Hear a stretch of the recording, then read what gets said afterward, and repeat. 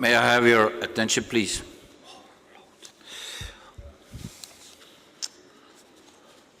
Thank you. Honourable Ministers, Excellencies, distinguished delegates, ladies and gentlemen, I call to order the second plenary meeting of the fourth session of the United Nations Environment Assembly.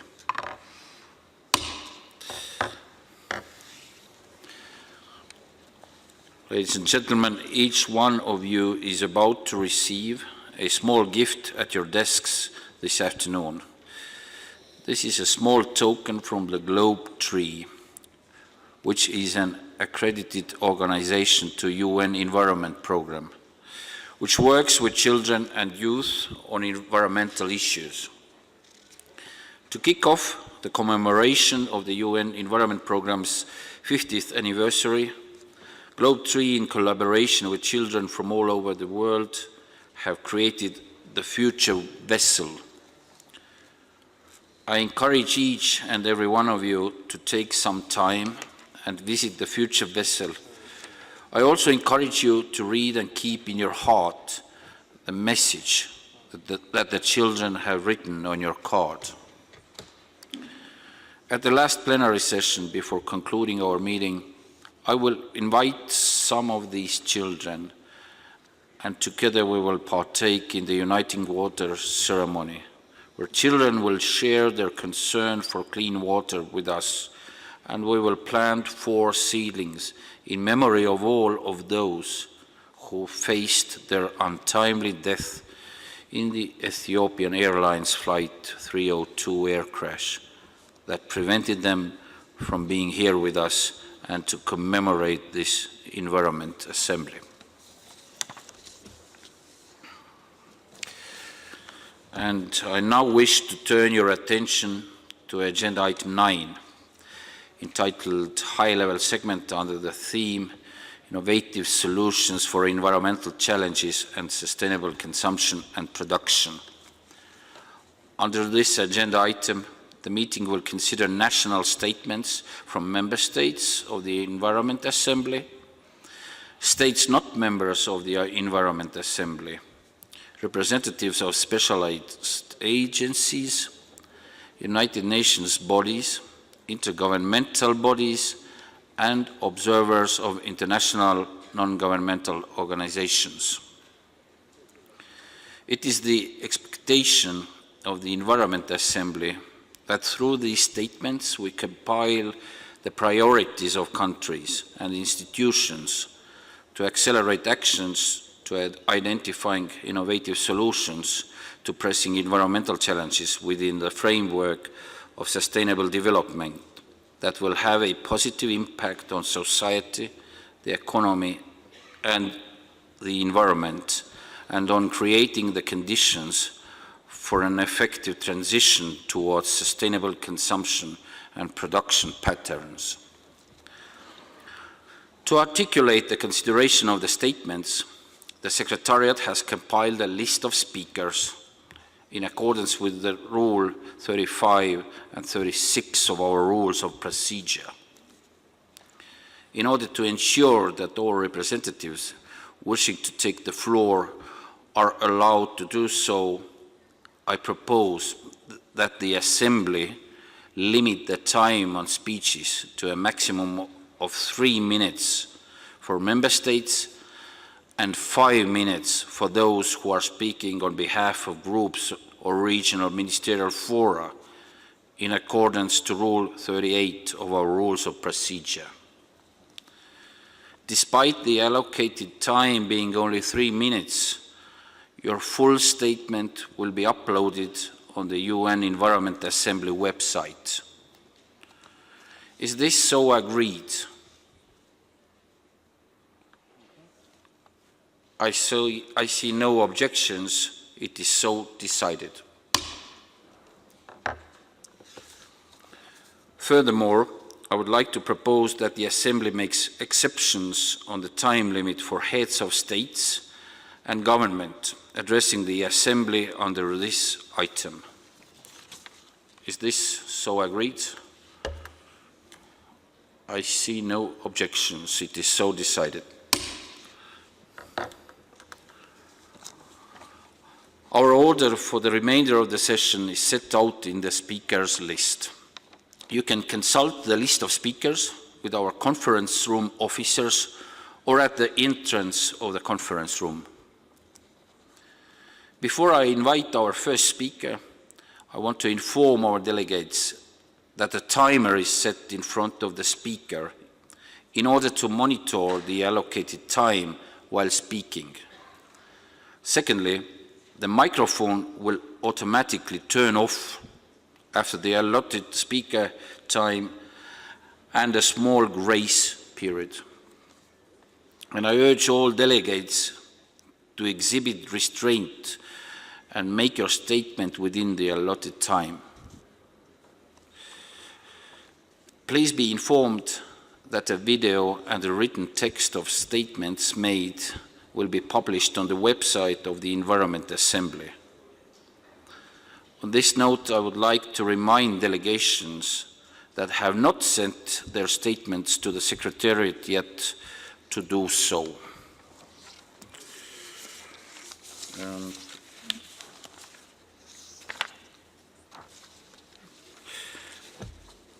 And dear colleagues, it's now my honor to invite His Excellency Mr. Sam Cheptoris, Minister for Water and Environment of Uganda.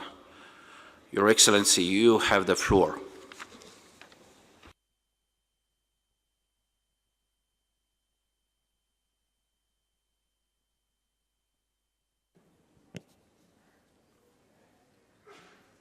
Mr. President, Excellencies, Acting Executive Director, distinguished delegates in your various capacities, ladies and gentlemen, Mr. President, I would like to thank you for the efforts that you have put in place in organizing this assembly. I thank the Gambian of Kenya for hosting UNEA. Mr. President, the theme for this conference, Innovative Solutions for Environmental Challenges and Sustainable Consumption and Production, should stimulate dialogue on how nations of the world can harness their knowledge, technologies, and promote behavioral change in reducing pressure on Mother Earth in respect to available resources and enhancing its carrying capacity. Excellencies, in my country, Uganda, we are taking all measures to fulfill our constitutional obligations on the right to a clean and a healthy environment for our people through deliberate strategic interventions. Recently, our President assented to a new National Environment Act to respond to emerging issues of resource efficiency, extended producer responsibility and liability, recycling and reuse, anti-littering, chemicals management, petroleum waste management, electronic waste management, payment for ecosystem service, among others. All these provisions are relevant to the theme of this assembly. A raft of appropriate regulations shall also shortly be rolled out. In addition, my government has been closely promoting the adoption of cleaner production methods in industrial establishments. The results have been tremendous for both industry and the environment. For instance, each of the 2 old cement factories saved over 22,000 metric tons per annum of cement that would have been emitted as dust into the air with disastrous effects to local communities. Sugar companies have also invested in new technologies and installed new effluent treatment plants through which waste is converted into energy and the effluent used for irrigation.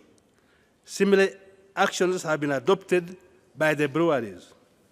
At the global level, Uganda is one of the countries implementing the Switch Africa Green Project, which is responding to SDG 12. Many participating small and medium enterprises have introduced innovative solutions in the production and the resource use efficiency techniques. 2 of these enterprises are already selling their products in international markets. Other innovations in environmental management are being tried and are yielding good results in the areas of forestry and wetlands, and through a refund scheme, payment for ecosystem functions, and export promotion of derived products. The latter is what we have done as part of the implementation of the National Biodiversity Strategy and Action Plan in the conservation of the... Your Excellency Minister, thank you for your statement. Unfortunately, your time allocated by the Assembly has expired, and I kindly ask you to send your written statement to the Secretariat so that it may be uploaded on the UN Environment Assembly website.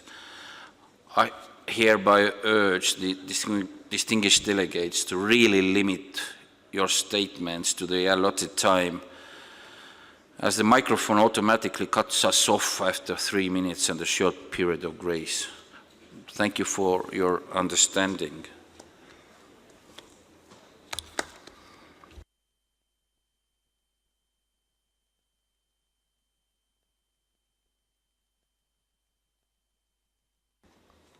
And now it's my honor to invite Her Excellency Ms. Paula Cristina Francisco, the Minister of Environment of Angola. Please, Your Excellency, the floor is yours.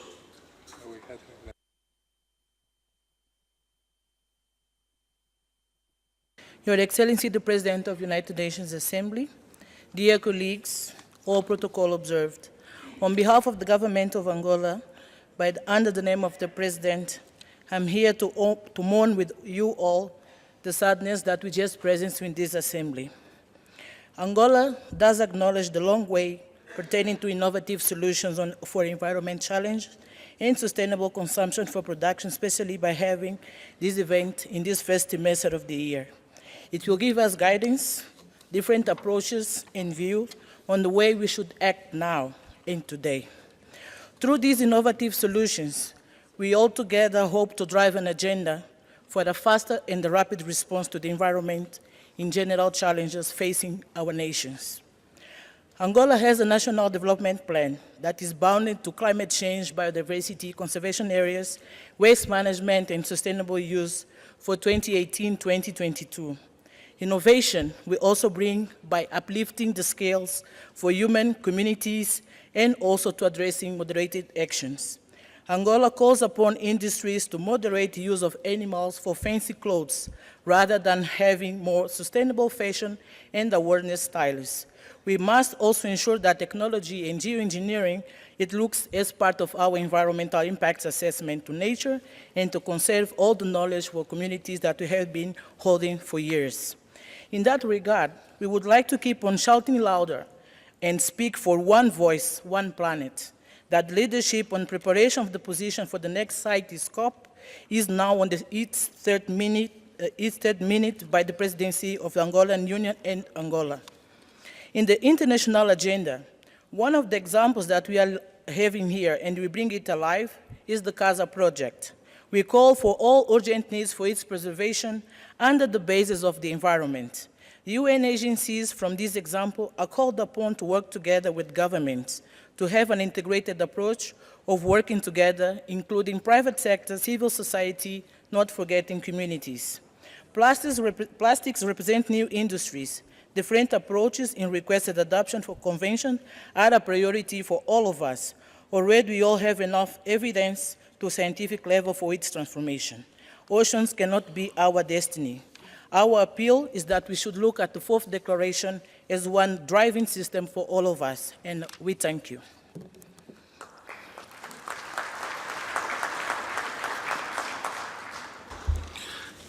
Thank you, Minister Francisco, for your statement. And now I invite His Excellency, Mr. Patja Basir, Minister of Environment the green economy and climate change of Burkina Faso. Minister, the floor is yours.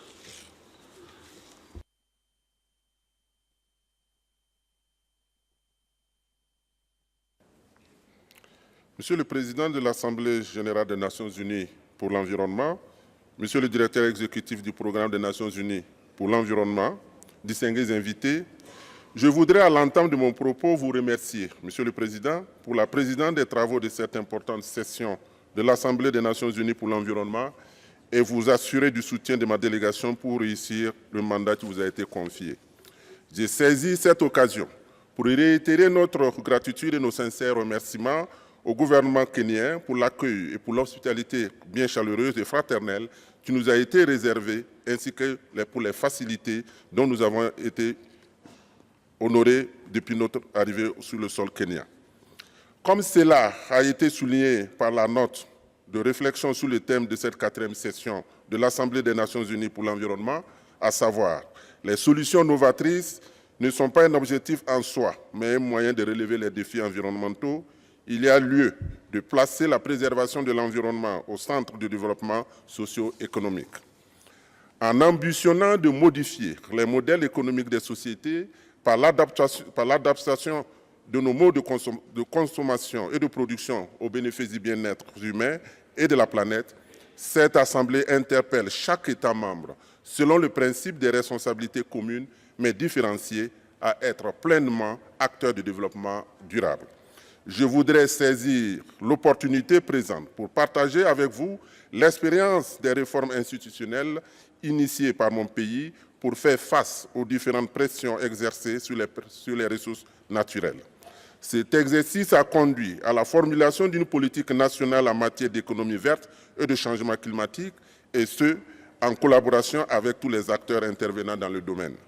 La définition d'une telle politique nationale se justifie également au regard des différentes évolutions intervenues au niveau international et aux politiques et stratégies environnementales communes au plan régional et international.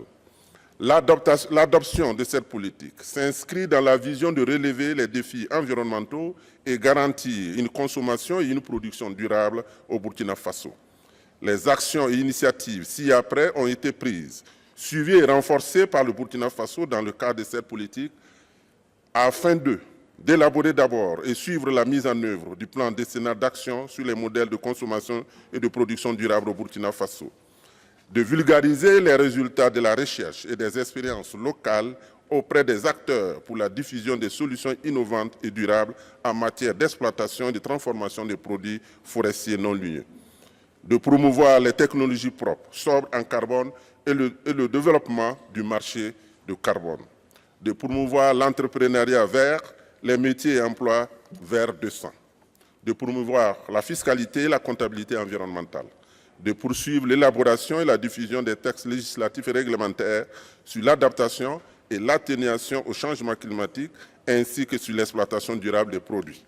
Mon gouvernement poursuit ses efforts avec l'accompagnement des partenaires au développement pour renforcer les actions innovantes déjà menées en vue de relever les défis environnementaux. Plusieurs organisations et associations intègrent la lutte pour la préservation de l'environnement au Burkina Faso à travers les divers domaines d'intervention. Pour terminer, le gouvernement du Burkina Faso reste résolument engagé à donner des réponses adéquates aux engagements qui seront pris au terme de cette 4e session de l'Assemblée générale des Nations unies pour l'environnement, en dépit de nombreuses priorités et de la forte demande sociale qu'il connaît aujourd'hui. Je vous remercie.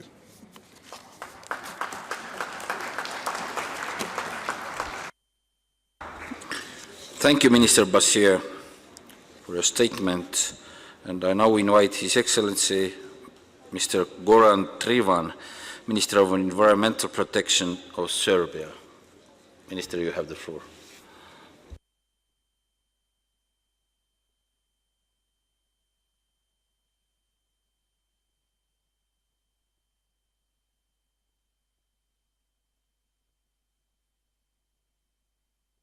Yes. Once again, Mr. President, Your Excellencies, friend from Estonia, dear delegates, a couple of words. On behalf of delegation of the government of the Republic of Serbia, I wish to express my sincere gratitude to the government of Kenya and UNEP Secretariat for their hospitality and also to organizing this exceptional event.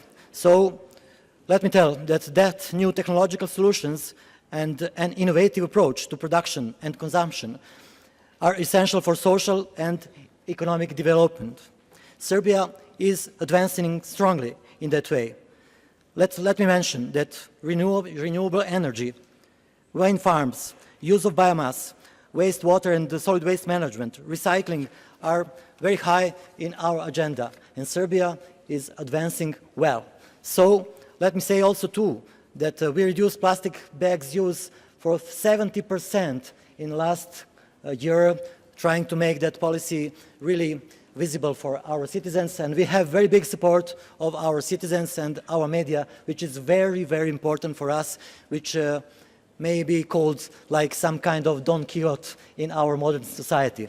So, another word, I have to say that we launched a special program, so-called Local Development Resilient of Climate Change, trying to use our brains and very beautiful young people we have, which are very educated and are famous all around the world, trying to make our country much better, and we are giving to them very big chance to help our country to start to be developed and environmental country, as some countries trying to do. But also I have to say that the importance of international and surrounded cooperation is very important, and thanks to UNEP and also Italian Republic of Italia, we made one beautiful event in Serbia and in Belgrade, trying to make some new agreement with some kind of new, not territory, but some kind of organization, more about 20 countries in Southern Europe, and thank you for helping us, that it is new format, and we are trying to make something possible. What is possible? Some countries are not so developed like French, like Spanish country, Italian, and some other countries which are very well to help to other countries like mine is also. And we have adopted some agreements and some conclusions, and we are going to make that region much more interesting for environmental investing protection. So, nearly to the end, I have to say that the Republic of Serbia remains committed to achievement of two objectives relative to protection and improvement on the environment, as well as building a society whose economy and development will be environmentally responsible and sustainable. What do we have to do?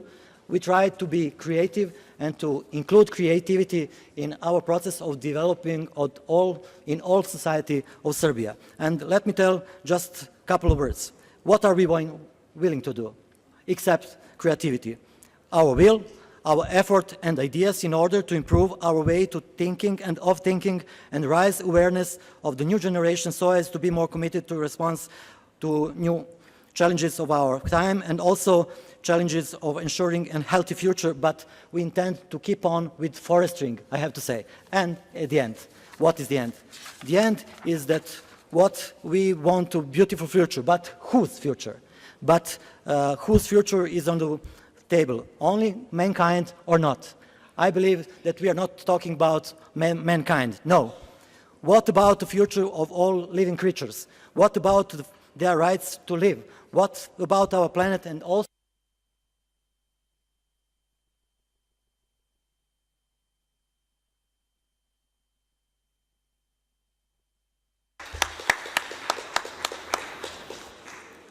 Thank you, Minister Trivan, for your statement and also for your leadership in your region. And now I invite His Excellency, Mr. Professor Ravenna Frimpong Boateng, Minister for Environment, Science, Technology and Innovation of Ghana. Minister, the floor is yours. Your Excellency, President of the UN Environment Assembly, distinguished delegates, ladies and gentlemen, Ghana has been on the path to sustainable consumption and production since 2010 and has developed strategies to apply science, technology, and innovation to reverse environmental deterioration and strengthen resilience to climate change. These decisions are embodied in our medium-term national development policy framework. Lessons from the SCP activities were fed into a green economy study which identified 3 sectors, namely forestry, agriculture, and energy, for transitioning into green economy with integrated waste management and the manufacturing sectors as cross-cutting issues. In order to trigger the implementation and coordination of sustainable consumption and production and resource efficiency and cleaner production in Ghana, the UNEP and UNIDO facilitated the setting up of the Ghana National Cleaner Production Center with the Environmental Protection Agency as host institution.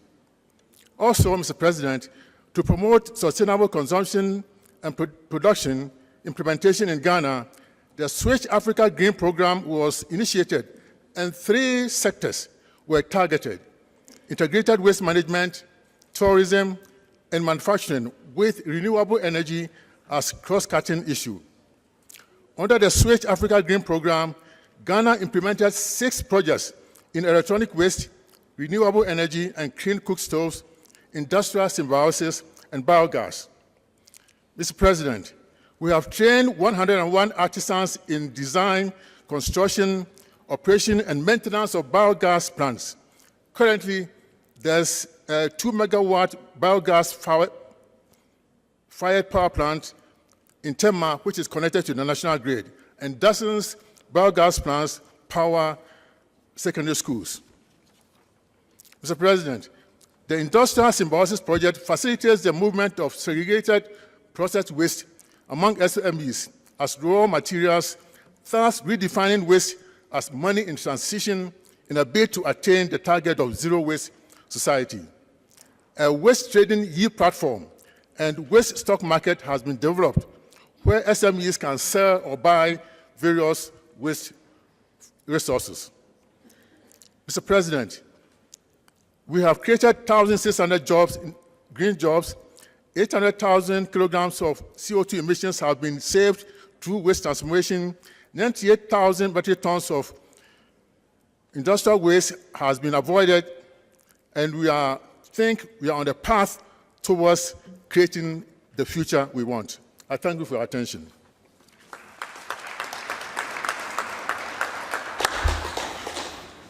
Thank you, Minister Frimpong Boateng, for a statement. And now I invite His Excellency Dr.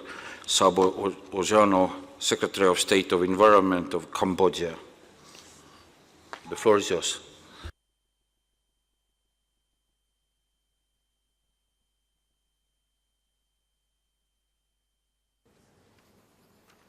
Excellency Minister, Excellency President, ladies and gentlemen. First of all, on behalf of the government of Cambodia, I would like to express my sincere thanks to the UN Environment and the government of Kenya for hosting the 4-session UNE with excellent arrangement and hospitality. Cambodia has recently embarked on the review of the policy, legislation, institutional mechanism, program, and planning relevant to state sustainable development agenda, such as the industrial development policy and the climate change strategy, where environmental pollution and resource efficiency has been clearly highlighted. Cambodia is also decentralizing to tasks of environmental protection and natural resource management to the sub-national level for more efficient and effective management of resource and pollution control. Environmental code draft is in progress, and it will be a comprehensive and robust regulation for environmental protection and management.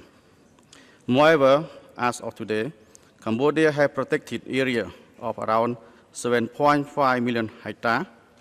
Some are even turned into eco-tourist destination. Cambodia also have an interministerial mechanism, called it the National Council for Sustainable Development, to coordinate relevant ministry and stakeholders to integrate environmental consideration into development plan. Excellency, ladies and gentlemen, at global and regional level, Cambodia has been an active supporter of climate change negotiation and has ratified the Paris Agreement and implement of UNFCCC, UNCBD, Stockholm and Basel Convention, and UN Environmental Resolution.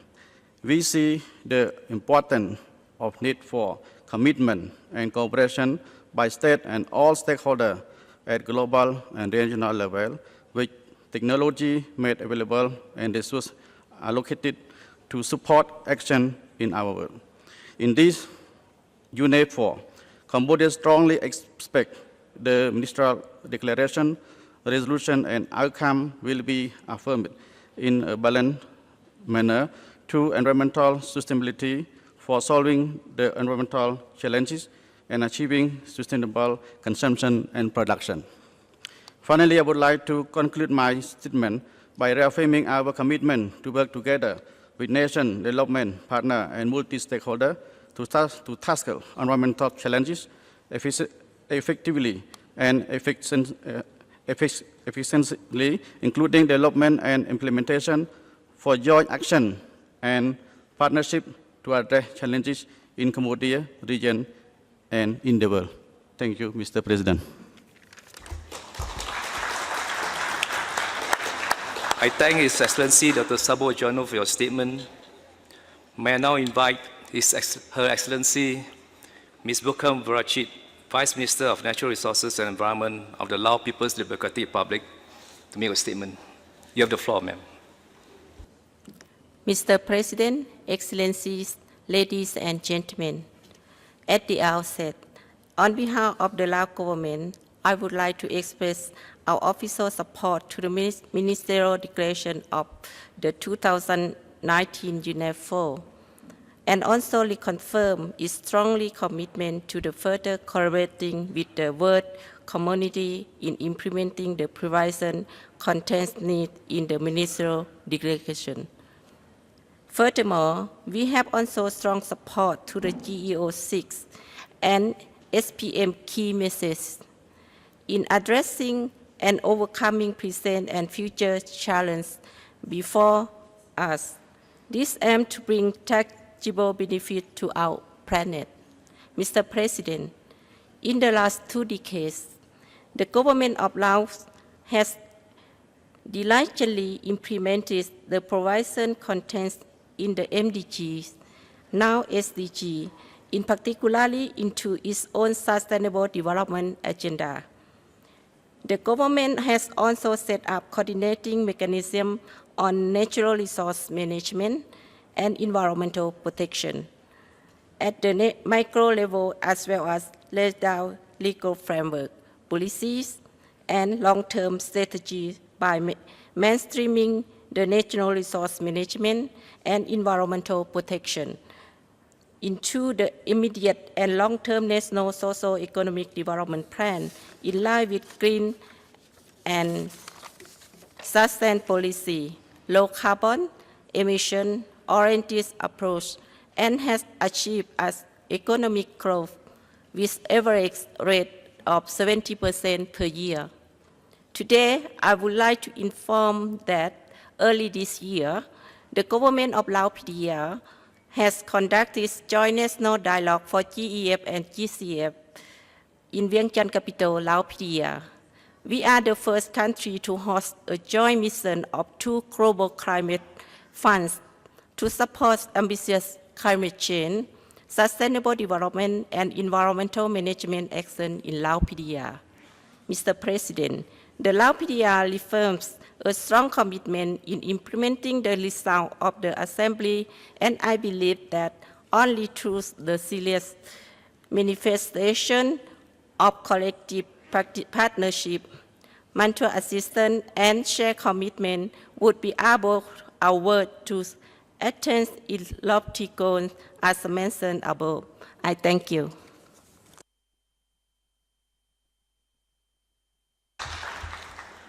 I thank Her Excellency Ms. Boateng Vorachit for your statement. May I now invite His Excellency Mr. Cheket Atakor, Head of Delegation of Thailand, to deliver your statement. You have the floor, sir.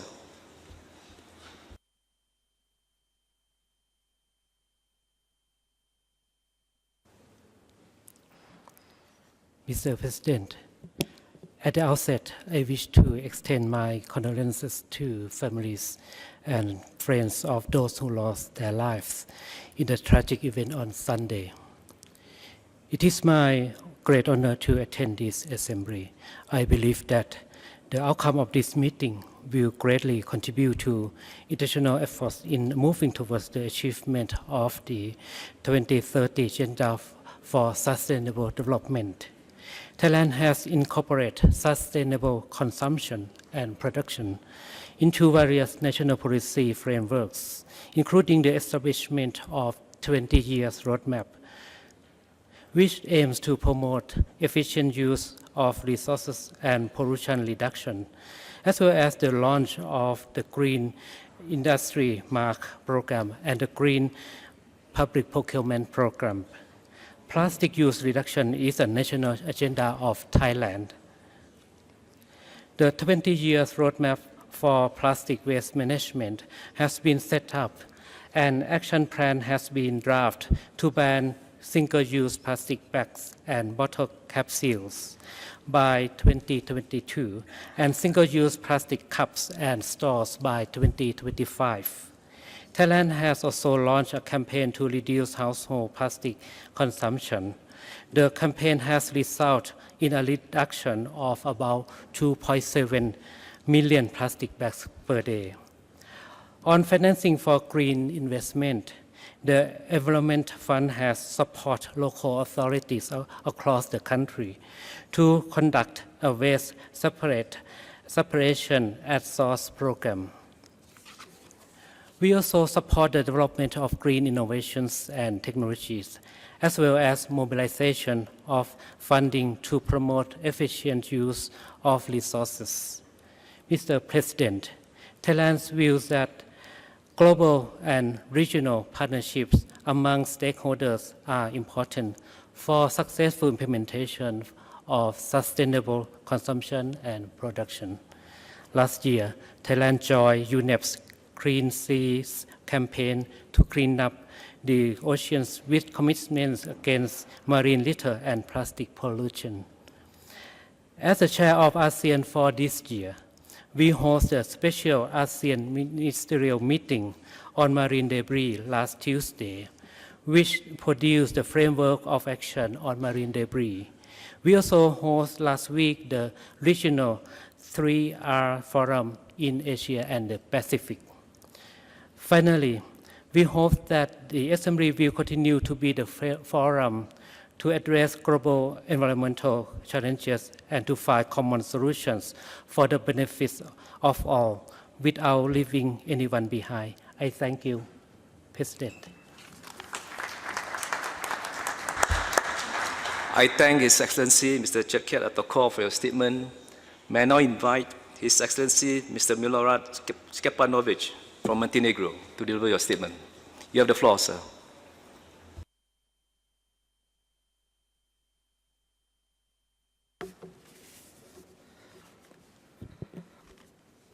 Mr. Chairman, Excellencies, ladies and gentlemen, please allow me to express Montenegro's appreciation for UNEA's continual efforts to strengthen the voice of the environment and the environmental pillar of the 2030 UN Agenda of Sustainable Development.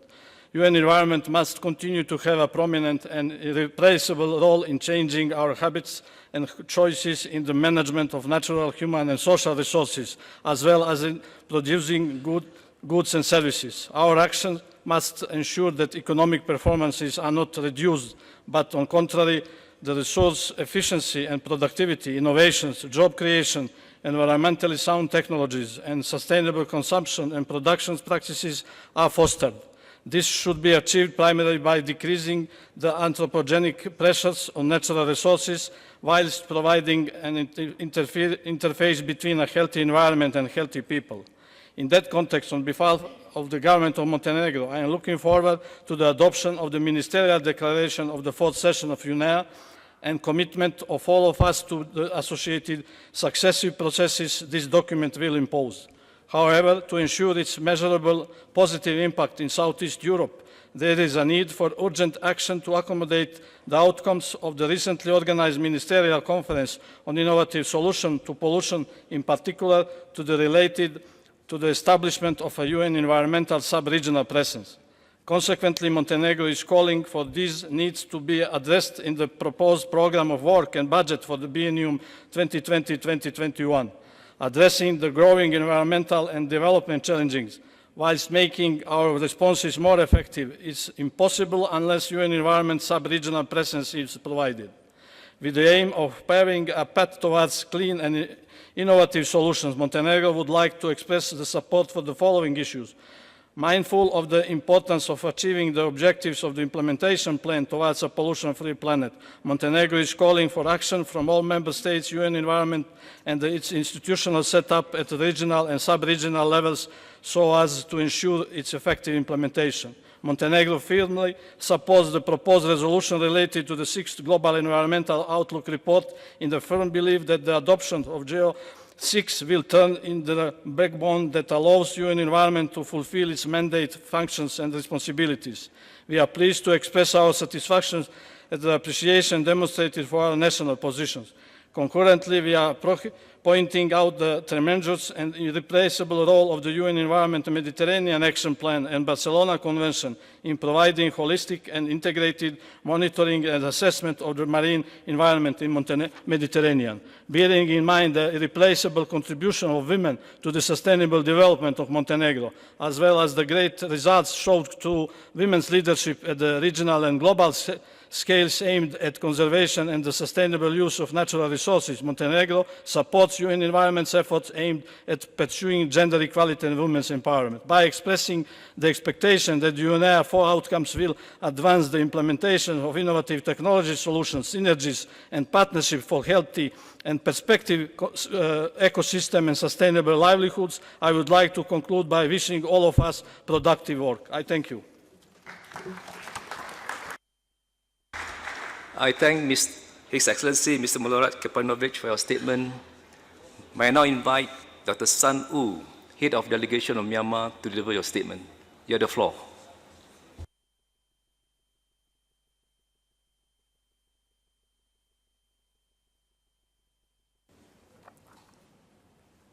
Honorable Mr. President, honorable ministers and heads of delegation, distinguished delegates, ladies and gentlemen, a very good afternoon.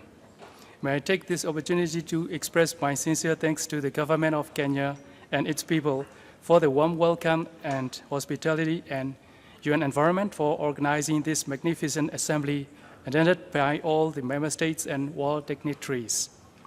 In the sense of promoting the national economy, Myanmar shifted towards industrialization that brought increase in greater demand of resources and environmental challenges in terms of water and air pollution, toxic chemicals, effluents, and emissions. In addition, the implications of increasing urban infrastructure, housing and public services, sanitation, wastewater, drainage, solid waste, and vehicles are the significant threats to the natural and social environment. Myanmar has been well aware of the fact that sustainable consumption will help to create a low-carbon economy with zero waste, where all consumer products and services are created, purchased, used, and recycled or disposed of in a closed-loop model. And this is not far from a traditional way of life in Asia, where consumers are closely and culturally linked with nature. A recent study revealed that it becomes increasingly important for the government and financial institutions to take green finance into consideration. It also stated that a too narrow focus on the expansion of micro, small, and medium-sized enterprise MSME sectors without taking into account sustainable consumption and production practices will pose risks to Myanmar's growing economy, resulting in severe environmental pollution and resource depletion. Therefore, ensuring more sustainable growth would call for provisions favoring green finance in Myanmar's financial system. In spite of this rather discouraging situation for MSMEs requiring green finance, There is an ample opportunity for Myanmar to develop a greener financial system right from the beginning. However, Myanmar has been promoting its political will to pursue sustainable consumption and production in order to enhance the quality of citizens' life, improve resource efficiency, and minimize waste, which will eventually lead toward sustainable development. A good example in Myanmar is Smart Myanmar project supported by European Union under the Switch Asia program, which actively promotes and supports the sustainable production of garments, striving to increase the international competitiveness of MSMEs in this sector. Its expected results include reduction in waste generation, energy consumption, and water consumption. In conclusion, I would like to express my profound thanks to the UN Environment, UN Secretariat, and all the delegates from each and every member country attending this assembly, and look forward to partnering with all of you to achieve the Sustainable Development Goals and environmental sustainability all over the world. Thank you. I thank Dr. Sandu for your statement. May I now invite Her Excellency Dr. Sosan Alani, Head of Delegation of the Syrian Arab Republic, to take the floor.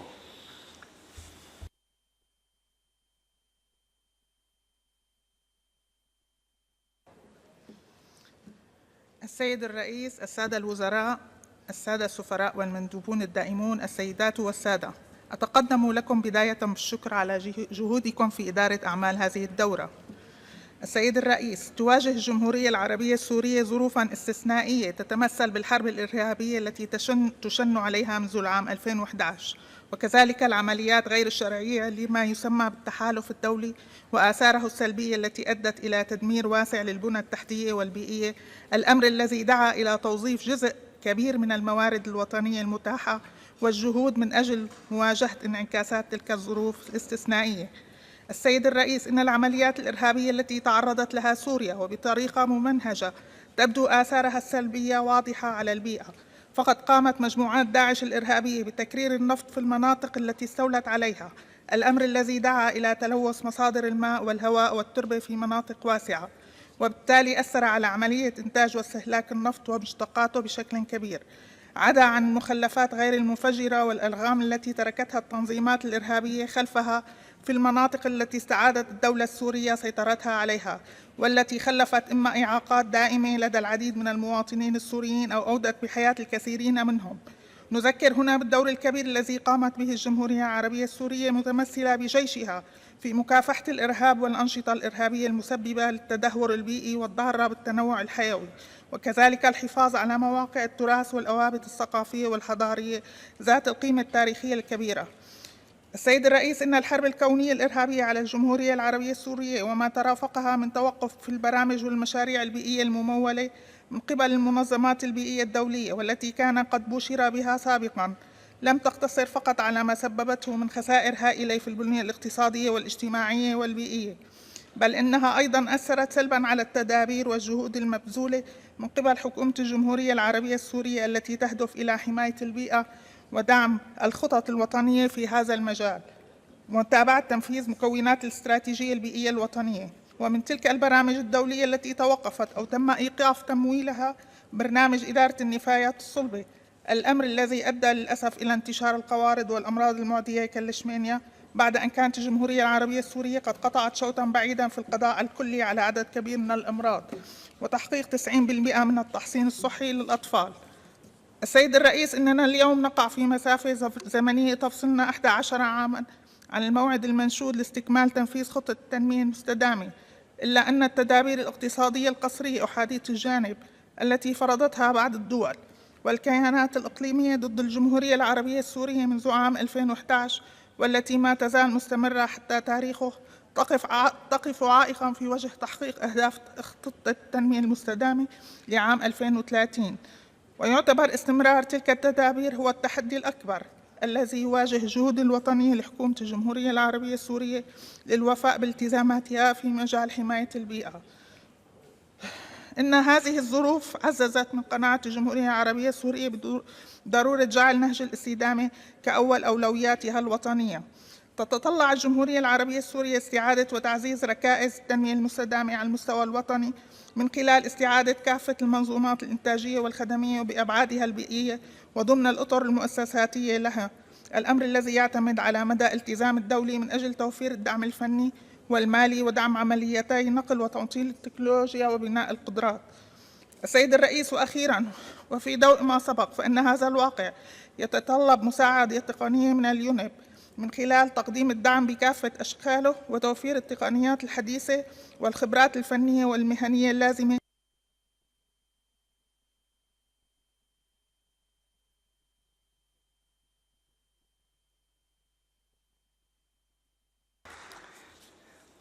I thank Her Excellency Dr. Sultan Al-Alani for your statement.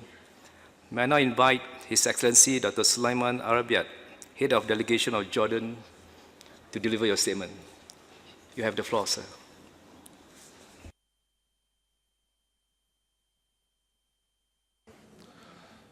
معالي الرئيس، السادة الحضور، أصحاب المعالي والسعادة، أرجو أن أؤكد وكما يعلم الجميع بأن كوكبنا يتعرض لضغوط كثيرة ويواجه العديد من التحديات على رأسها زيادة نسب التلوث نتيجة لعدم التقيد بالشروط البيئية وضعف الوعي البيئي والثقافة البيئية لدى مجتمعاتنا بشكل عام، وتردي الأنظمة الحيوية وأنماط الإنتاج والاستهلاك غير المستدامة، وكذلك التدهور البيئي في عدد من المناطق وخصوصا تلك التي تشهد النزاعات المسلحة أو التعرض لهجمات إرهابية. إن المملكة الأردنية الهاشمية ومن منطلق إنساني قد استضافت على مدار العقود السابقة مئات الآلاف من اللاجئين وفتحت أبوابها لهم، وما زالت مستمرة بموقفها الإنساني تجاههم. وكما تعلمون جميعا فإن المملكة تستضيف على أراضيها ما يقارب 1,300,000 لاجئ سوري، أي ما نسبته 20% من سكان المملكة الأردنية الهاشمية، مما يشكل عبئا كبيرا على الميزانية العامة للدولة، حيث أن المجتمع الدولي لم يلبي احتياجات سوى 35% من تلك الاحتياجات، مما شكل عبئا كبيرا على الميزانية العامة للدولة، وعجزت الأردن لغاية الآن عن استقبال مزيدا من اللاجئين. إن تطبيق مفاهيم ومبادئ الحوكمة البيئية واتباع أنماط إنتاج واستهلاك مستدامين هي أهم الركائز التي لا بد من تفعيلها من أجل الوصول إلى تنمية شاملة تضمن تحقيق نمو اقتصادي مرن مستدام وتوفير التنمية الاجتماعية وحماية المصادر الطبيعية. لذلك كان لابد من العمل بشكل مؤسسي مبني على التخطيط طويل الأمد من أجل ترسيخ هذه المبادئ وتطبيقها على كافة المستويات. إن الأردن وعلى الرغم من التحديات الكبيرة التي يواجهها يعتبر من الدول السباقة التي لها دور ريادي على المستويين الإقليمي والدولي في مجال التنمية المستدامة وتبني الوسائل التي تساهم تحقيقها من أجل التحول التدريجي والمدروس نحو الاقتصاد الأخضر، وتشجيع تطبيق مفاهيم ومبادرات التحول نحو أنماط الإنتاج والاستهلاك المستدامين. كما أن الحكومة الأردنية قد قامت بتنفيذ العديد من المبادرات في هذا المجال، والتي من أهمها إعداد الخطة الوطنية للنمو الأخضر والخطة الوطنية للتحول نحو أنماط الإنتاج والاستهلاك المستدامة في قطاعات النفايات والزراعة والمياه والنقل والسياحة والطاقة بشقيها الطاقة المتجددة وكفاءة استخدام الطاقة.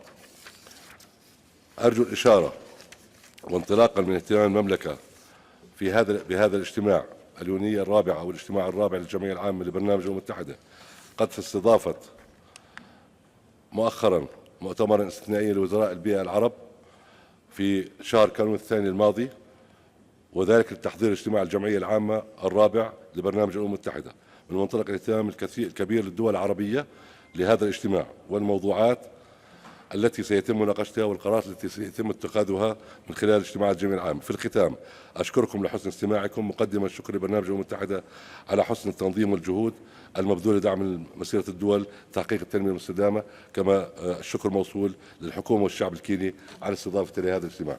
Thank you, Mr. President. السلام عليكم ورحمة الله وبركاته.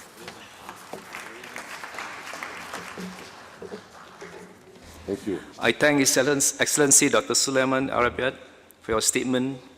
May I now invite His Excellency Mr. Saleh Sulaiman Al-Hati, Head of Delegation of Oman, to deliver your statement.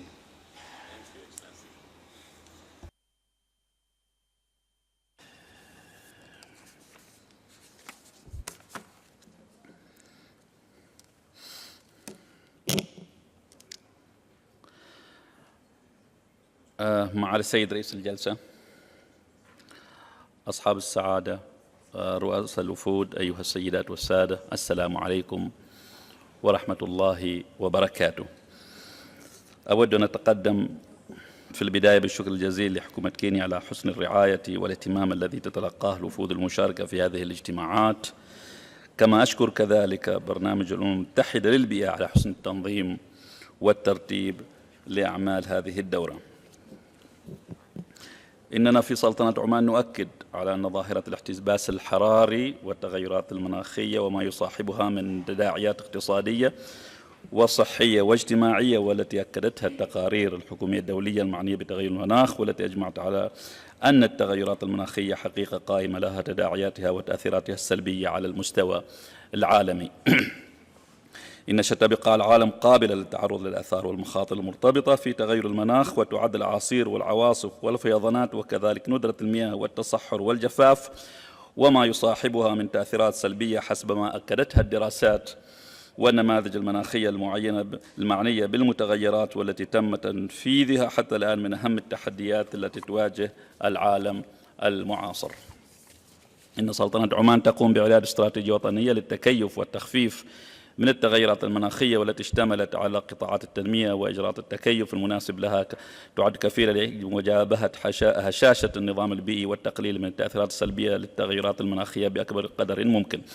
كما أن سلطنة عمان لديها عدة مبادرات تعنى بحماية طبقة الأوزون، والتي من بينها مبادرة مناخ أفضل لمستقبل أخضر، والتي تعني بإيجاد معايير استرشادية وممارسات تخدم القطاع الصناعي بهدف التقليل من انبعاثات غازات الاحتباس الحراري. كما اعتمدت السلطنة آلية مشاريع التنمية النظيفة، وهي واحدة من الآليات المحددة في بروتوكول كيوتو، وفقا لإجراءات محددة لتسجيل عدد من المشاريع بمختلف القطاعات على المستوى الوطني ضمن المبادرة المذكورة. وفي مجال التنوع البيولوجي تعمل السلطنة على مبادرات الاستثمار في المحمية الطبيعية والسياحية البيئية، من خلال العمل على طرح عدد من تلك المحميات للاستثمار فيها من قبل القطاع الخاص، والتي تحقق أهداف التنمية المستدامة في المجال البيئي.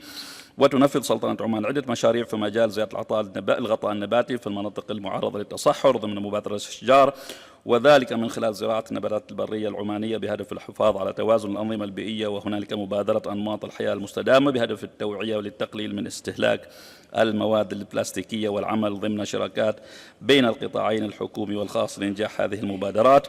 إن سلطنة عمان تتمتع بمقومات متعددة في مجالات الطاقة المتجددة كالطاقة الشمسية وطاقة الرياح وطاقة المد والجزر، وتقوم بالعمل على تنفيذ السياسات البيئية للطاقة، وتهدف من خلالها إلى التعاون على البدائل للطاقة المتجددة والحد من استخدام الوقود الأحفوري والتقليل من انبعاثات غاز الاحتباس الحراري، الأمر الذي يساعد على تحقيق التوازن البيئي والتنوع البيولوجي واستدامة تلك الموارد. وتعد جائزة السلطان قابوس لحماية البيئة ونموذجا عالميا لمواقف السلطنة المشهودة بها في خدمة قضايا البيئة، وهو نهج قوي منذ بداية عصر النهضة المباركة في السلطنة، والمتمثل في حماية وصون البيئة التي تتجسد في مبدأ تحقيق التوازن بين متطلبات التنمية المستدامة وحماية الموارد الطبيعية. فمنذ انطلاق الجائزة في عام 1989 امتد عطاؤها ليشمل كثير من المؤسسات والشخصيات المعنية الدولية بمجال البيئة على مستوى العالم. السيد الرئيس، ومن هذا المنطلق فإننا نعمل بشكل وثيق على التعاون مع برنامج الأمم المتحدة للبيئة لمواجهة التحديات البيئية في أشكالها المتعددة الصحية والاجتماعية كمنهج متكامل للتنمية المستدامة.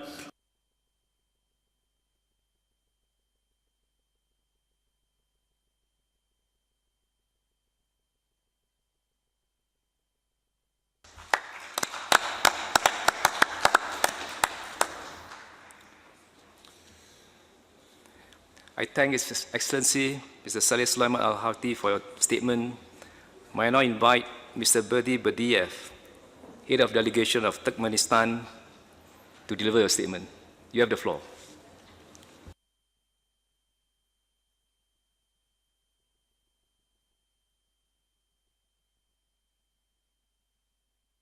Уважаемые участники Ассамблеи, дамы и господа, прежде всего позвольте от имени делегации Туркменистана выразить глубокие соболезнования по поводу трагического события, случившегося в воскресенье 10 марта, крушение самолета Boeing 737, следовавшего из Аддис-Абебы в Найроби и повлекшего за собой гибель 157 человек. Мы искренне сопереживаем семьям и близким жертв этой ужасной катастрофы и глубоко скорбим вместе с ними. Охрана окружающей среды, бережное отношение к природе, сохранение ее красоты и богатств для грядущих поколений является важнейшим приоритетом государственной политики Туркменистана. В числе ключевых целей природоохранной стратегии обеспечение динамичных темпов роста экономики за счет эффективного и рационального использования природных ресурсов, создание благоприятных условий жизни туркменского народа, консолидации международных усилий в достижении целей устойчивого развития. Как отметил уважаемый президент Туркменистана Гурбангулы Бердымухамедов, выступая на саммите Рио+20, по каждому из направлений принятого ООН программного документа у нашей страны есть позитивный опыт, который востребован на региональном и глобальном уровнях. Как вы знаете, одна из целей устойчивого развития, определенных для обозрения в 2019 году, касается такого важного направления, как борьба с изменением климата. В русле международных усилий в противодействии пагубным последствиям изменения климата важно осуществление тесного природоохранного сотрудничества в таком климатически уязвимом регионе, как Центральная Азия, в частности, в вопросах спасения Аральского моря. Очевидно, что актуальность вопросов аральской проблематики выходит далеко за пределы Центральной Азии, и поэтому здесь необходимо создание прочного фундамента для системного межгосударственного сотрудничества при активном взаимодействии с авторитетными международными организациями, агентствами ООН, в том числе ЮНЕП.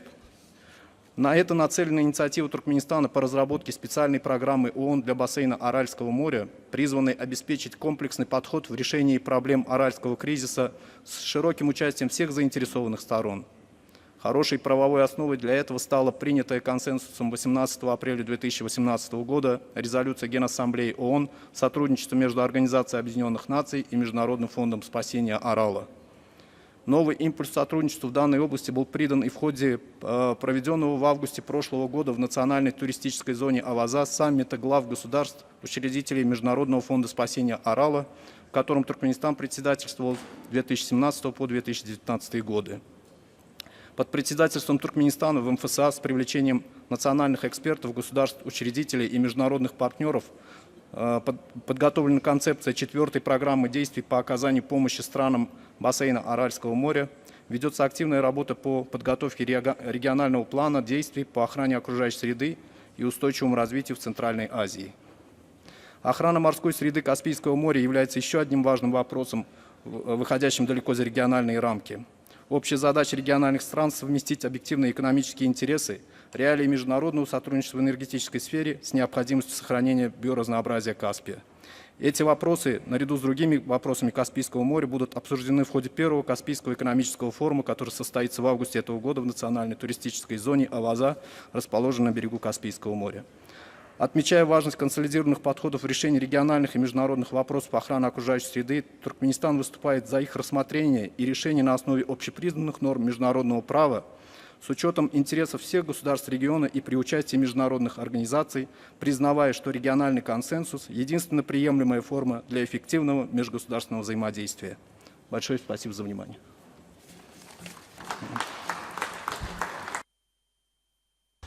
I thank Mr. Berdi Badia for your statement. May I now invite His Excellency Mr. Kenneth Makilo Lusaka, President of the Senate of Kenya, representing the International Parliamentary Union, to deliver your statement.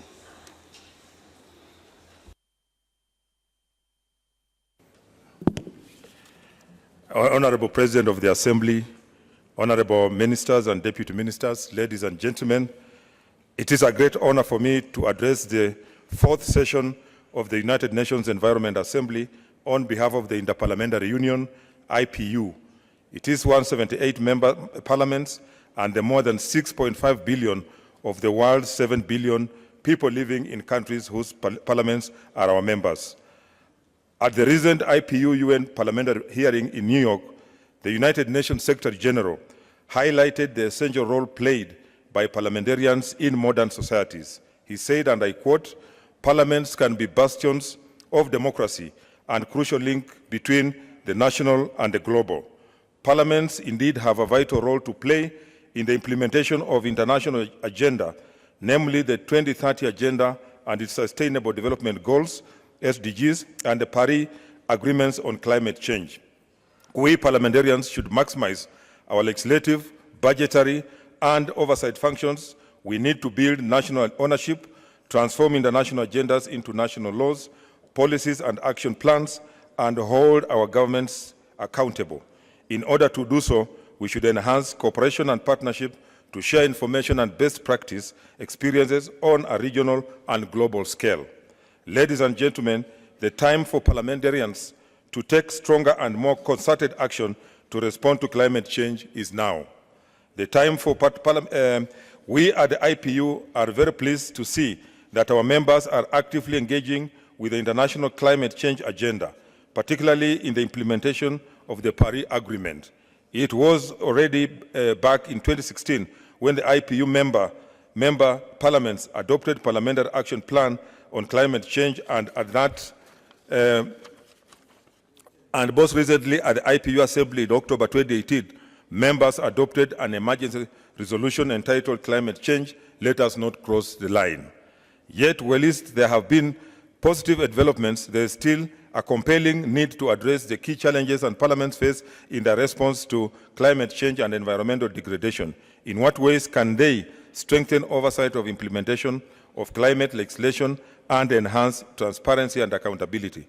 How can they ensure consistency between legislation and other societal goals, namely poverty reduction, gender equality, and disaster risk reduction?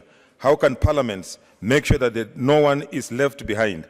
It is important parliaments engage in this reflection to help sustainable development and stabilizing the global climate become a reality. We at the IPU are very pleased to be partnering with the UN Environment to provide support and assistance to parliaments as they come to grips with these important questions. Last year, this partnership was officially recognized in a memorandum of understanding.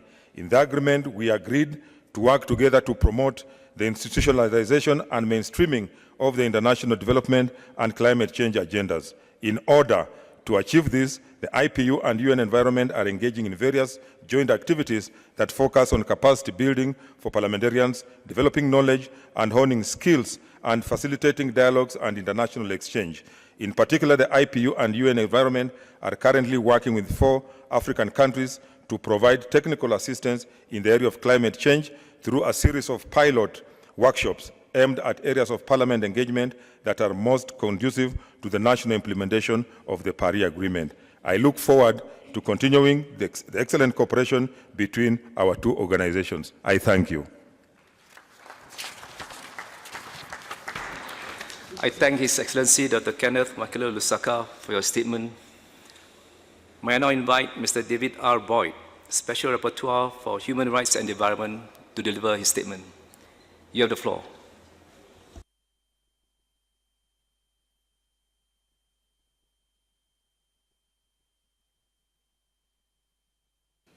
Distinguished delegates, excellencies, ladies and gentlemen, the Human Rights Council created the mandate on human rights and the environment in 2012. My predecessor, Professor John Knox, did a tremendous job over the past 6 years of clarifying the relationship between human rights and the environment, concluding that the enjoyment of many human rights depends on a healthy environment, and the protection of the environment depends on the protection of human rights, such as the right to freedom of expression, rights of participation, freedom of association. As Special Rapporteur, I serve as both a watchdog and an advocate, encouraging states and businesses to fulfill their human rights obligations in the context of environmental challenges. I present reports annually to the UN Human Rights Council and to the UN General Assembly. For example, I presented my first report last week to the Human Rights Council on the relationship between air pollution and human rights.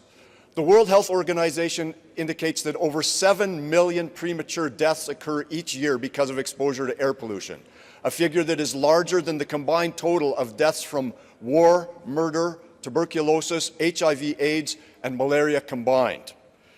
And that terrible toll that I mentioned includes the premature deaths of over 600,000 children aged 5 or under. This violates the rights to life, the rights to health, the rights of the child, and the right to live in a healthy and sustainable environment. Clearly, there is a link between human rights and the environment. As Special Rapporteur, I also carry out country visits. So last year, my first mission was to Fiji, and it was a very powerful and moving experience to witness the impacts that climate change is already having on the people of Fiji. Not some future impacts 50 or 100 years down the road, but impacts happening today. Acknowledging this relationship between human rights and environmental protection can actually be a catalyst for stronger, more innovative action to address and empower people to address the Sustainable Development Goals and to overcome our environmental challenges. The human right to live in a healthy environment was first mentioned in the Stockholm Declaration in 1972. Over the past 50 years, this right has been defined as including two main categories: procedural rights and substantive rights. On the procedural side, these are the tools such as access to information, participation in environmental decision-making, and access to justice that enable us to fulfill our substantive rights. And those substantive elements of the right to a healthy and sustainable environment include clean air, safe drinking water and adequate sanitation, healthy and sustainably produced food, a non-toxic environment, healthy ecosystems and biodiversity, and of course, a safe climate. Today, there are 130 states that have ratified regional treaties that explicitly include recognition of the right to a healthy environment.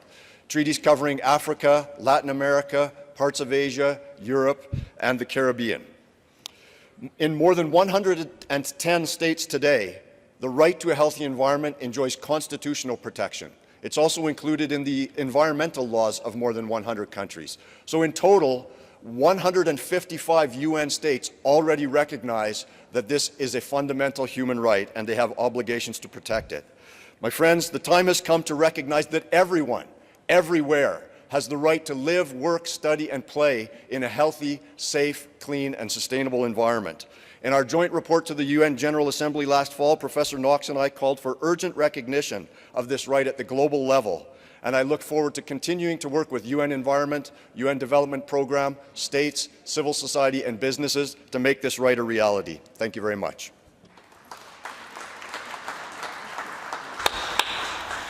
I thank Mr. David R. Boyd for your statement. May I now invite Mr. Hari Krishnan Tulsidas of the UN Economic Commission for Europe to deliver his statement.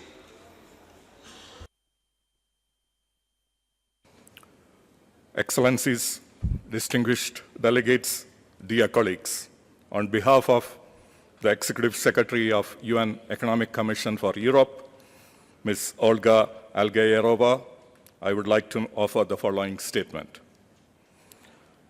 UNSC develops and deploys innovative solutions for addressing environmental challenges and sustainable consumption and production in a holistic manner. We have organized ourselves in 4 nexus areas to better fulfill our mandate to support the attainment of SDGs.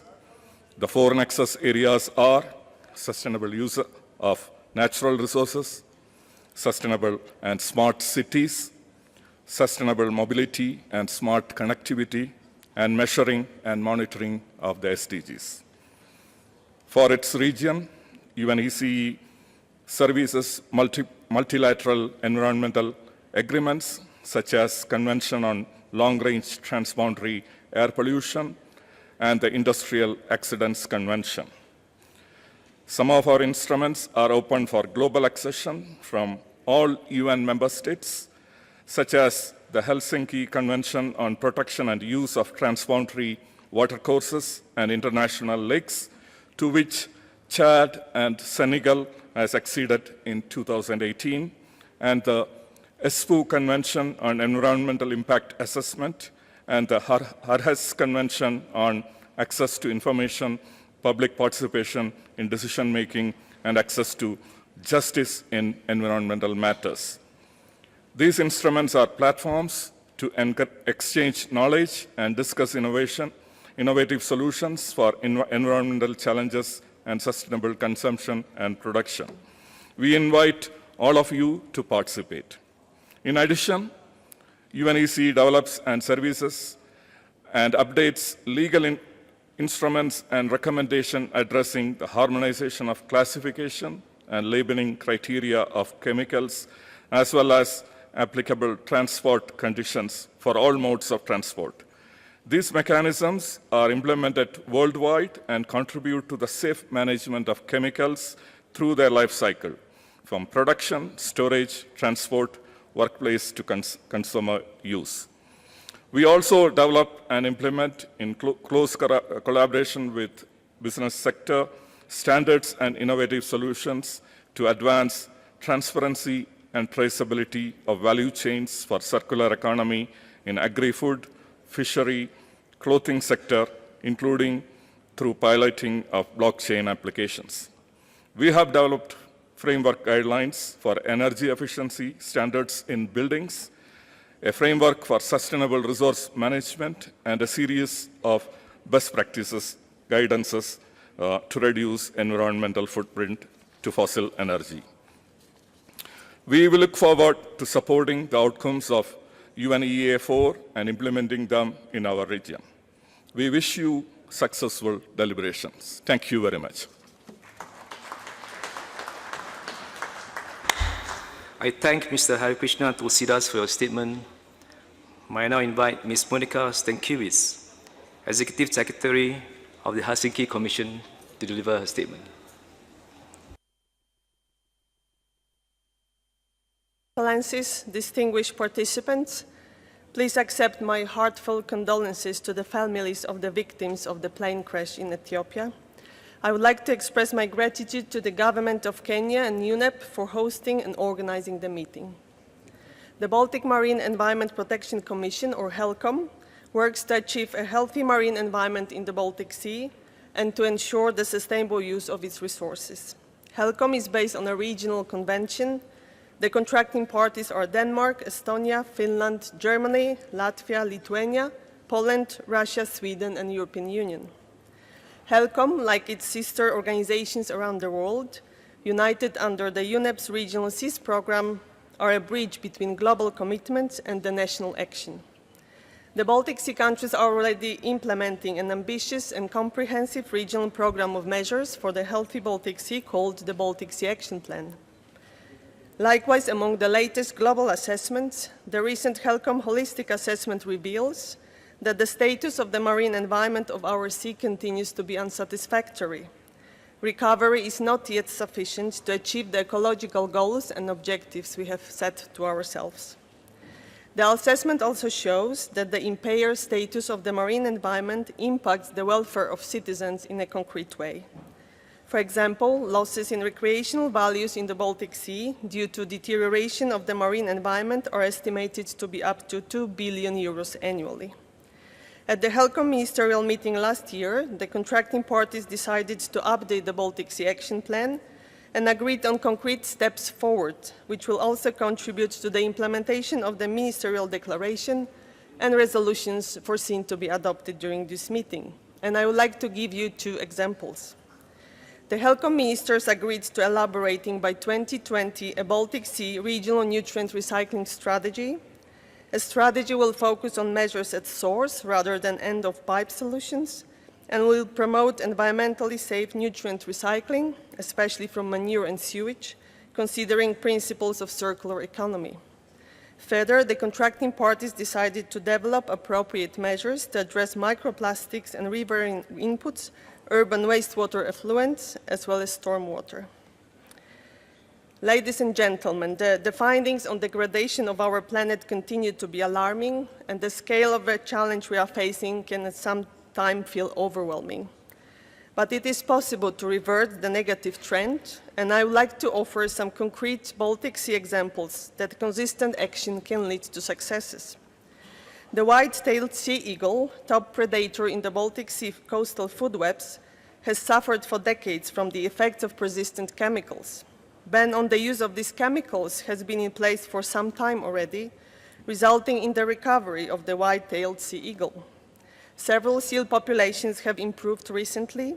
The input and deposition of cadmium, mercury, and lead has been substantially decreased. And last but not least, the input of nitrogen and phosphorus from land-based sources to the sea have been cut substantially. This progress has been underpinned by the regionally coordinated environmental monitoring programs of the Baltic Sea countries. Transparency, involvement of civil society, and engagement of private sector have been important as well. HELCOM remains committed to continue working together towards a pollution-free planet. I thank you. I thank Ms. Monica Stankiewicz for your statement. May I now invite Mr. Sileshi Getahun, of the International Bamboo and Rattan Organization to deliver his statement.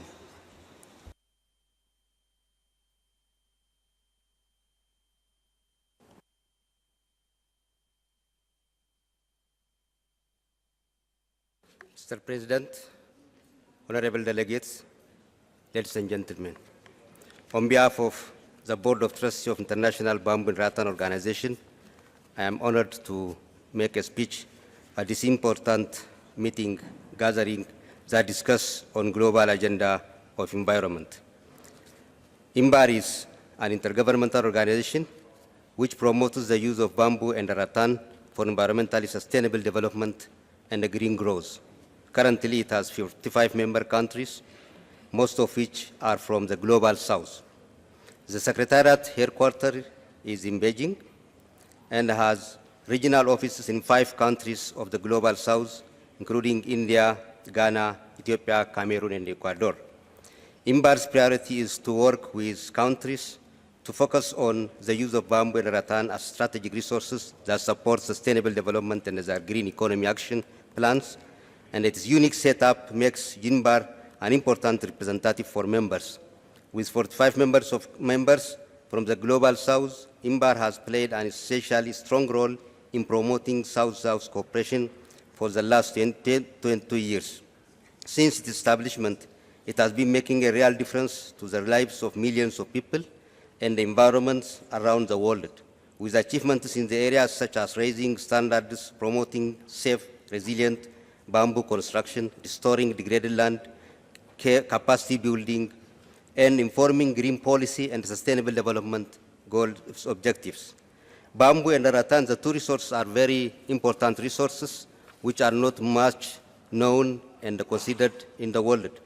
Although bamboo is technically a grass plant, it can grow up to 35 meters tall and 30 centimeters of diameter.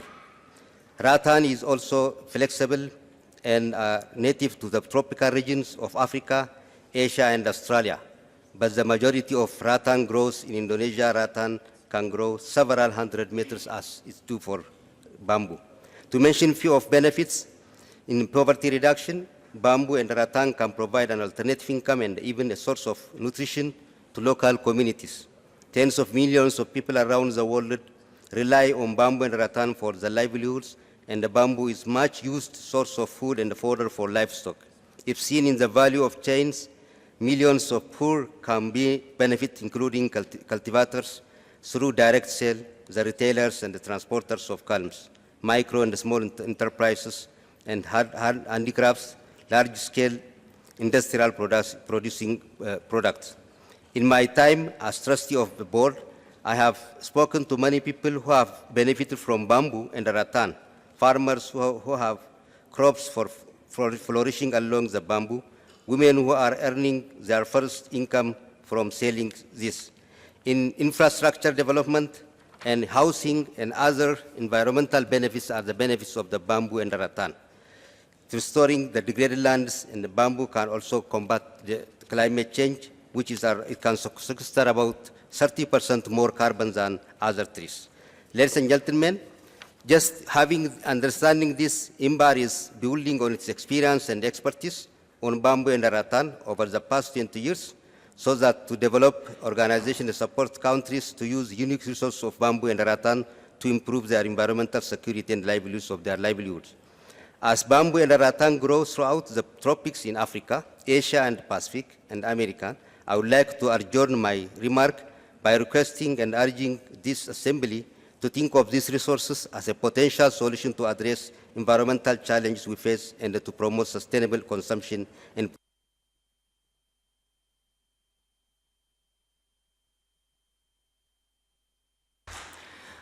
I thank Mr. Sileshi Getahun for your statement. We will now be hearing statements from major groups and stakeholders. I have the honor now to invite Mr. Stephen Stitch, representing Science and Technology, to deliver your statement.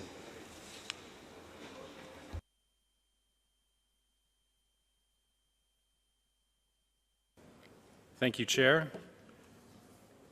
Distinguished delegates, colleagues, ladies and gentlemen, The major groups and stakeholders selected us to go first because the theme of the United Nations Environment Assembly highlights the important role that the Science and Technology Major Group plays in UNEA's work.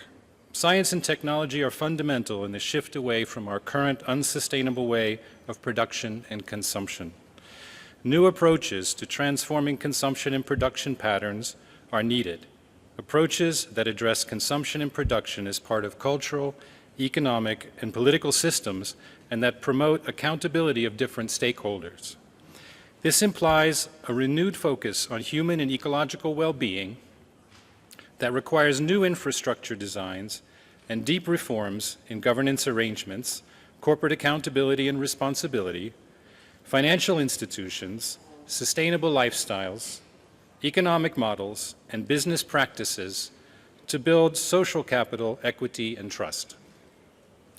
We emphasize the value of scientific exchange and rapid technology transfer from the global north to south. In addition, south-south mobility of scientists and engineers is vital to promote the exchange of experience and capacity that will benefit all parties and work towards gender parity in science and technology fields. In today's interconnected world, science is increasingly working in partnership with concerned citizens to increase scale and resolution through the growing field of citizen science. Citizen science emphasizes collaborative intelligence and co-creation to facilitate scientific and community-based solutions. It acts across cultures and worldviews to provide active and meaningful ways to integrate local, traditional, and indigenous knowledge. UN Environment is uniquely positioned to strengthen the science policy interface as cited in the Future We Want, paragraph 88. And the Science Policy Business Forum can be a driving force in ensuring that the science policy interface is strengthened globally. However, we were disappointed in the forum's lack of cooperation with the major groups and stakeholders this time, while acknowledging the efforts of the UNEP chief scientist to improve the situation. We call on UNEP to guarantee that representatives of the science and technology and business major groups are included in all future organizing committees of the forum. The Science and Technology Major Group continues to strongly support the GEO process, Global Chemicals Outlook, and similar global assessments. We welcome the spirit of cooperation expressed by the Chief Scientist of UNEP and look forward to this additional avenue for cooperation. We support the resolution with the working title Environment Under Review about the GEO report and fully expect the future assessment processes to include representation from major groups and stakeholders, including on the proposed steering group for GEO7 in accordance with the principles approved in Resolution UNEA 1/4. Finally, the critical role of the scientific community cannot be overemphasized in supporting the building of a sustainable global community. We count on UNEA for the full engagement of the global scientific community, including scientists from the developing world and citizen science, so that no scientist is left behind. The scientific and technological community stands ready to work with future UNEAs and with UNEP in the spirit of trust and mutually supportive collaboration. Thank you very much for your attention. Thank you, Mr. Stephen Stech, for your statement. May I now invite Mr. James Donovan, representing business and industry, to deliver your statement.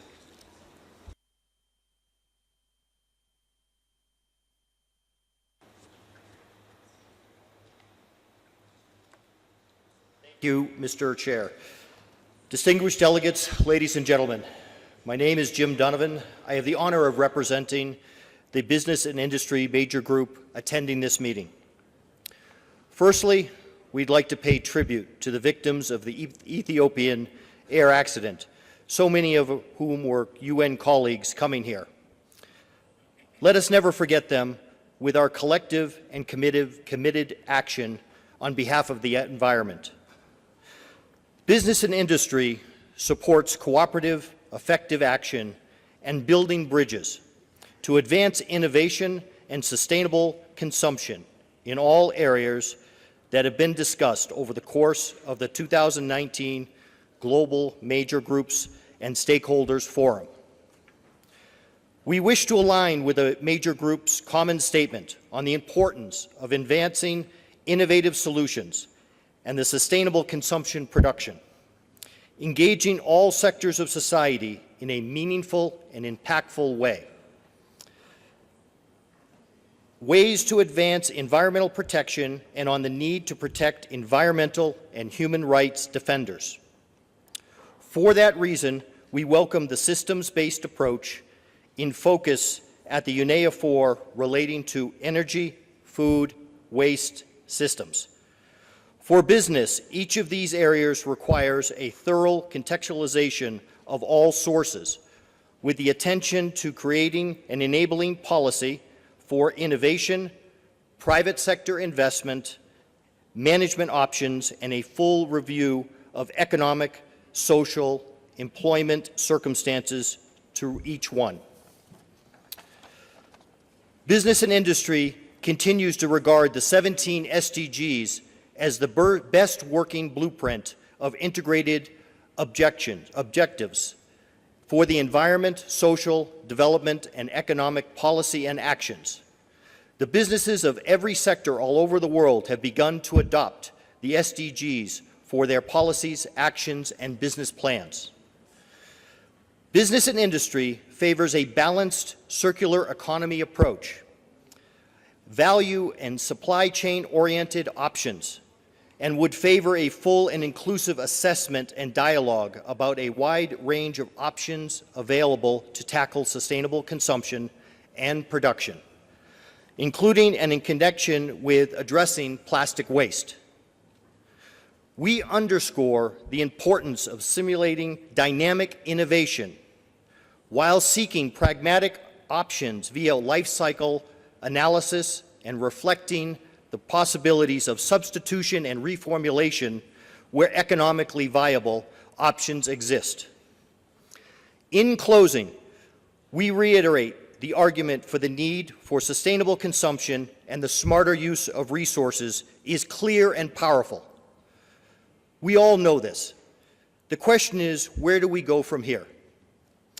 The call to action: we need to have and implement a practical, systems-based response through cooperative action and partnership with governments, business stakeholders, science, and United Nations environmental programs. Business and industry stands ready to be an innovative partner in this journey. Ladies and gentlemen, we're all in this together. Let us create the future we want. Thank you. Thank you, Mr. James Donovan, for your statement. May I now invite Mr. Wally Hyder, representing farmers, to deliver his statement.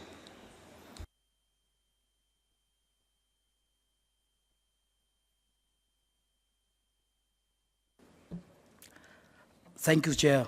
Honorable Excellencies, distinguished delegates and colleagues.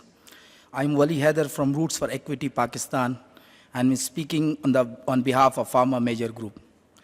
The dominant paradigm of unsustainable production and consumption continue to devastate the situation of the environment and the people along the promotion of trade-related aspect of intellectual property rights, which force GMOs and commodification of seeds and water. This crisis is further compounded by unattainable land grabs by transnational corporations. This is manifest in the crisis in food, climate, environmental degradation, reduced biodiversity, depleted natural resources, and increasing violation of people's rights and exacerbating inequality. The industrial model of agriculture production, deprived subsidies in the agriculture sectors are destroying the sources of livelihood of a small-scale food producer and their communities, resulting in hunger and forced migration. To tackle the challenges we are facing in nourishing a growing global population and ensuring food sovereignty required innovations. People-centered and community solutions and innovations are appropriate technologies that protect the environment, promote sustainability, community ownership, social solidarity, and mutuality and based on development justice. Innovative solutions that make a difference in people's lives are often not technological, but social innovations, linked with traditional practice and based on indigenous and local knowledge systems. Dimensions of environment, economy, and society, the three pillars of sustainable development, are all taken into account in people's solutions and community innovations towards sustainable consumption and production. It is proven that in food production, agroecology as a practice based on constant innovation of farmers, a science and a social movement, is known to improve soil, protect health and the environment, improve livelihood, and increase household income. Agroecology also hardens traditional and indigenous knowledge system supported by people's science and builds community unity. Therefore, we call for strengthening and promotion of agroecology through appropriate laws, policy, and program, as well as the protection of local, indigenous, and traditional knowledge in agriculture, and creates market for traditional produce. Subsidies, incentive, and development aid should be retargeted away from industrial agriculture towards agroecological solution and small-scale local production. We also note with concern that the negotiations are tilted more in favor of big businesses than ecology and pharma. However, we call on member states to protect the interest of the small and the landless farmer. We also have some call for action, but I'm not, for the sake of the time saving, I'm not reading that, but we are submitting this. The farmers of the world stand ready to support you, so we can work together on these. Thank you very much. I thank Mr. Waller Haider for your statement. May I now invite Ms. Leila Reinhardt, representing NGOs, to deliver a statement. You have the floor.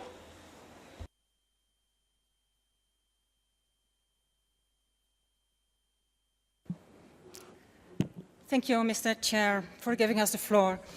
My name is Leila Reinhardt, and I'm speaking on behalf of the major group of the NGOs.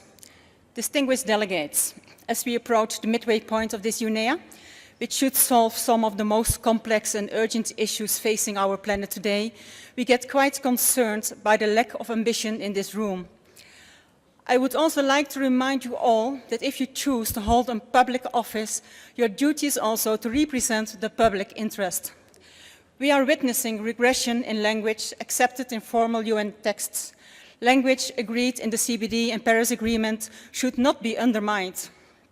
Rio+20's outcome document strongly restated the principle of non-regression, yet we have seen states seeking to systematically weaken previous agreed language on gender equality, deforestation, and on human and environmental rights. This will damage the credibility of this process and the whole UN process, the whole UN system. We are concerned that scientific evidence presented in flagship reports by the GEO and IPCC is being omitted. Meanwhile, clearly understood connections on the fundamental issues, such as the industrial agriculture being a driver of deforestation, are being ignored. For too long, governments have prioritized economic and business interests, often at the expense of the interests of the people they represent. This is why we are facing today's existential crisis.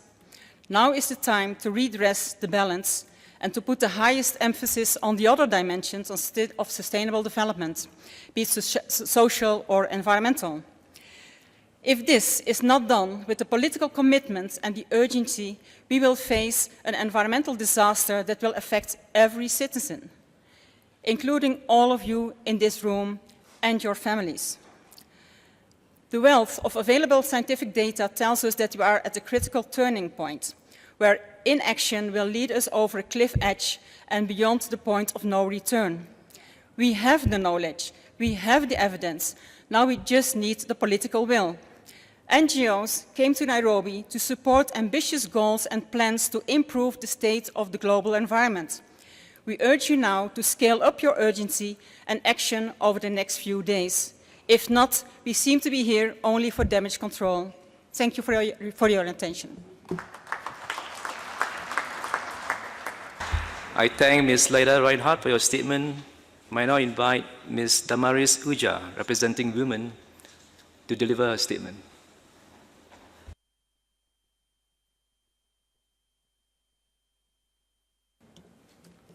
Thank you, Chair. I'm Damari Soja from Nigeria, representing the Women, Workers, and Trade Unions major groups. The Women, Workers, Trade Unions major group expressed our condolences to the lives lost in the tragic plane crash. This tragedy puts all our important work here in perspective. How each life is valuable, just like our everyday environmental human rights defenders across the world, who are often invisible and voiceless. We commend those governments that have supported the very first resolution on gender equality and human rights and empowerment of women and girls in environmental governance. We keep our hopes that this will be a groundbreaking opportunity for women, especially women human rights and environmental defenders. They are at the forefront of providing solutions to many environmental problems. We call on member states to actively support the prayer and meaningful participation of women in all decision-making processes beyond this resolution. As noted by UN Women, at this rate, it will take us until 2037 to reach gender equality at UNIAS. We remind you that Rio 20 calls for the principles of non-regression. Still, we continue to see with concern how certain countries do not respect this principle in almost every resolution. It is not just about counting numbers or words or resolutions. It's about human rights. It's about our lives. We caution that we still need to implement the Rio 20 urgent actions on unsustainable patterns of production and consumption. After 3 years, we are still in urgent need of binding policy frameworks that hold government and polluting companies accountable for their actions. After 3 years, there has been almost no improvement in the planetary health at any level. We don't want to see more greenwashing of dirty businesses. Technological fixes such as geoengineering threaten to cause even more harm to our depleted environment. We need real transformation that includes social innovation, inclusive of indigenous and traditional knowledge that respect precautionary principles. We need a just transition. We need decent jobs in a living planet. We also call for serious attention to our prayer and meaningful participation, which keeps being threatened. The Executive Director's speech on the future we want exposes the participation of major groups and stakeholders at every level is chronically underfunded. We would like to remind member states of their commitment to ensure the active participation of all relevant stakeholders, promote transparency and effective management of civil society. Women and workers and people from all over the world continue to suffer from the impact of failed policies and lack of action in effectively tackling climate change, air, soil, and water pollution, and unsustainable consumption and production. For instance, more than half of the world's population menstruates. We need environmental policies and guidelines that promote menstrual rights without causing environmental degradation. We remind you that there is great responsibility to the work you do and the outcomes of this meeting. We count on you to not only take note of environmental and human threats, but to take action, stop following this unsustainable production, adopt gender-responsive and socially inclusive resolutions that will bring the real solutions we need. Thank you. I thank Ms. Dabasuja for your statement. I now invite Ms. Sabina Siankoi, representing Indigenous people, to deliver your statement. You have the floor.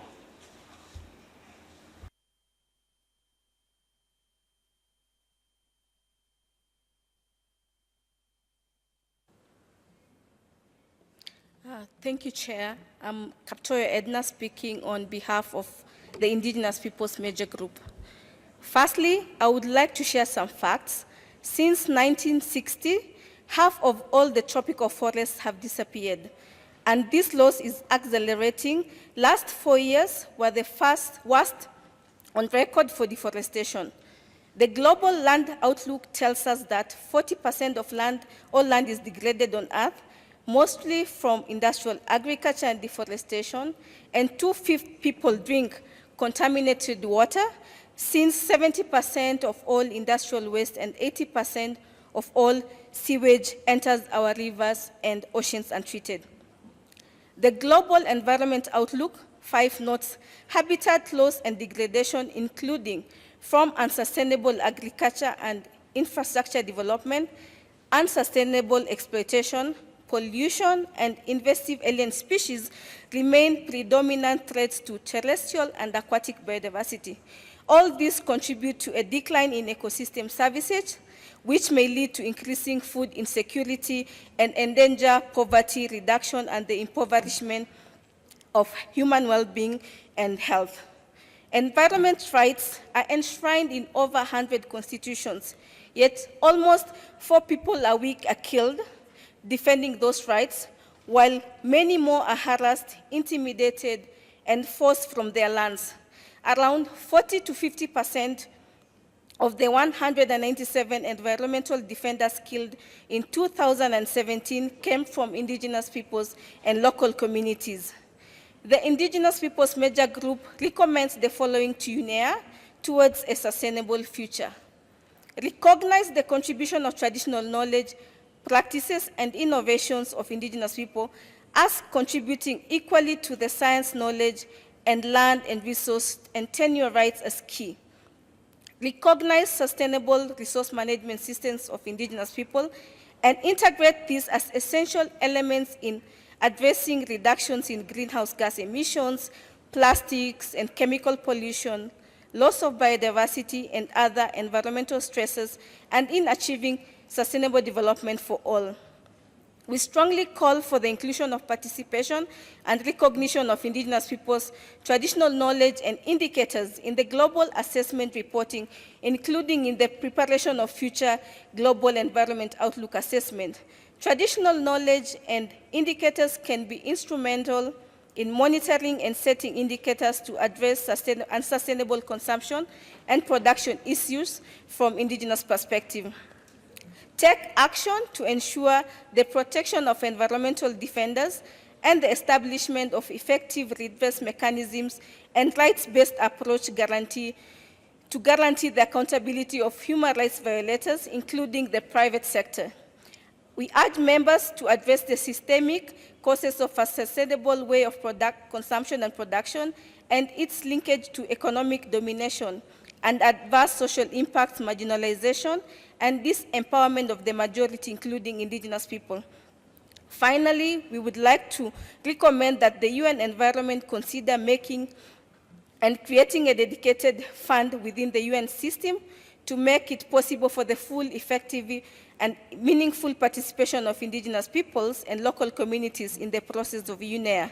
UNEA 4 is a significant opportunity for us, indigenous peoples, to share, learn, and engage in decision-making that directly and indirectly affects our life. We welcome the focus theme, Innovative Solutions for Environment Challenges and Sustainable Consumption and Production. We have a lot to contribute as change agents. Recognizing and ensuring rights to a healthy environment is fundamental and is the right step towards transformative change. In conclusion, we congratulate Ms. Inga Anderson, appointment as the new UNEP Executive Director, and acknowledge our commitment to work together. We also would like to thank the UN civil society team for their support and cooperation, including Alexander Juras and the rest. Thank you. I thank Ms. Sabina Siangkoi for your statement. Distinguished delegates, ladies and gentlemen, we have now concluded our list of speakers for this session. We will adjourn the session and continue the national statements tomorrow afternoon at 3 p.m. in the same room. Allow me to invite the Secretary to make some housekeeping announcements. Thank you, Chair. We'd just like to inform everyone that the statements are being put online, the video as well as the written statements on the UNEA website. I think the statements of yesterday are online, and we will work hard to put the statements of today online tomorrow. Thank you. Thank you, Secretariat. There being no other issue, I declare the meeting adjourned.